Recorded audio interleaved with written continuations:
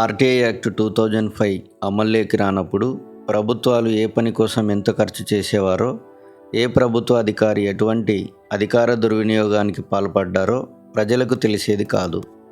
RTI act అమల్లోకి వచ్చిన తర్వాత ప్రభుత్వాలు, ప్రభుత్వ అధికారులు చేస్తున్న మోసాలు వెలుగులోకి రావడం వలన ప్రభుత్వ ధనం దుర్వినియోగం కావడం తగ్గుతూ వస్తుంది. ఎంతోమంది దేశవ్యాప్తంగా సామాన్య పౌరులు ఆర్టీఐ యాక్టును ఉపయోగించి ప్రజాధనం దుర్వినియోగం కాకుండా పోరాటాలు చేస్తూ ప్రజాధనాన్ని దుర్వినియోగం చేసిన వ్యక్తులకు చట్ట ప్రకారం శిక్షలు పడే విధంగా పోరాడుతున్నారు.